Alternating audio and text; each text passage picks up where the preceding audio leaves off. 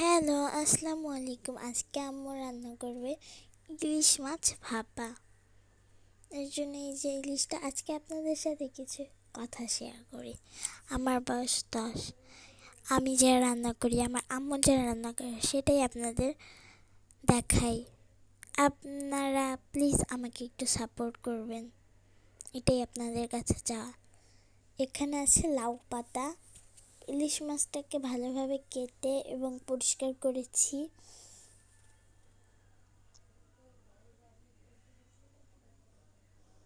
ইলিশ মাছটাকে থাল থেকে একটা বোলে ঢেলে নিয়েছি।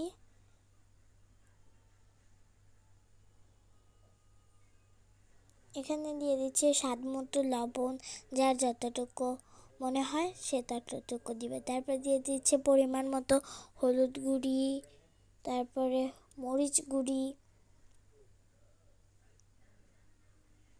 আর আমাদের হচ্ছে সব রকম বাটা মশলা একসাথে থাকে, যেমন আদা বাটা, রসুন বাটা, পেঁয়াজ বাটা, জিরা বাটা, এসবই। এখানে সব রকম বাটা মশলা আছে। তারপরে দিয়ে দিল সরিষার তেল। এখানে আছে সরিষা, এটাকে বেটে পানি দিয়ে গলিয়ে রেখেছিল। আর সরিষার যে দানা দানা জিনিসটা ওটাকে ফেলে দিয়েছিল ছাঁকনি দিয়ে ছেঁকে। তারপরে দিয়ে দিচ্ছে হালকা পরিমাণে সয়াবিন তেল। এখানে পেঁয়াজ আর মরিচ কুচি ভেজে রেখেছিল সয়াবিন তেলে, সেটাই দিয়ে দিল। এখন এটাকে ভীষণ ভালোভাবে মাখতে হবে।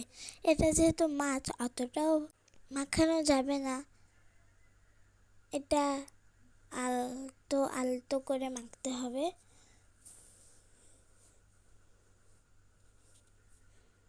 মাখালে স্বাদ আরও বেড়ে যায়।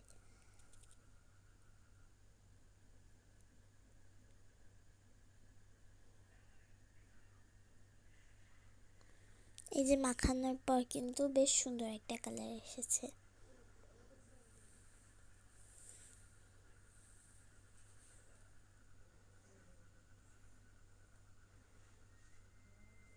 এই যে আমাদের লাউ পাতা একটা প্লেটে ধাপে ধাপে সুন্দর করে ছড়িয়ে সাজিয়ে নিচ্ছি, একটা করে দুটো করে, যাতে ইলিশ মাছটা এর ভিতরে দিয়ে আবার উপরে দেওয়া যায়, এরকম একটা পাতার মতো বিছিয়ে নিচ্ছি।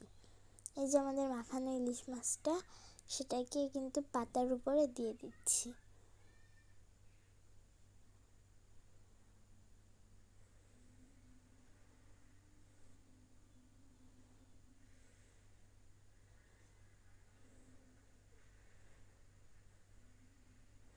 আর কালারটা কিন্তু একদম ফাটাফাটি লাগছে।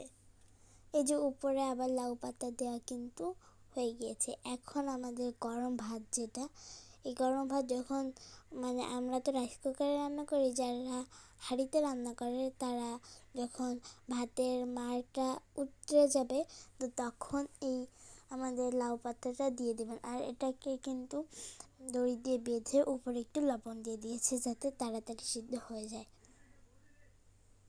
এই যে এখানে কিছু 4টা কাঁচামরিচ দিয়ে দিয়েছে। এই যে শেষ কিন্তু আমাদের রান্না। ভাতটা যখন হয়ে যাবে, মনে করতে হবে যে আমাদের লাউ পাতা ইলিশটা হয়ে গিয়েছে।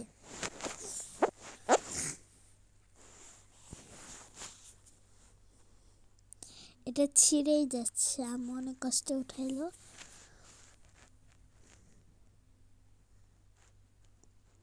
কালারটা কিন্তু লাউ পাতার অতটাও সুন্দর না।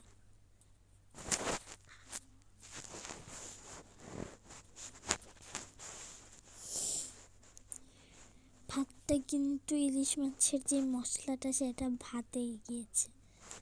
এই যে ইলিশ মাছের কালারটা জোশ আসছে।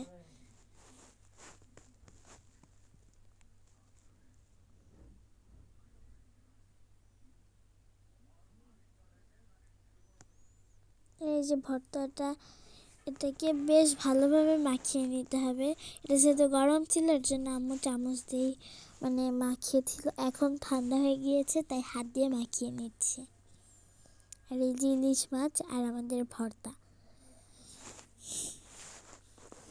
ইলিশ মাছটাও খেতে যেমন টেস্টি আর শাক ভর্তাটা খেতেও ঠিক তেমনই টেস্টি। এই দুইটাই অসাম হয়েছিল। যাই হোক, আল্লাহ হাফেজ, বাই।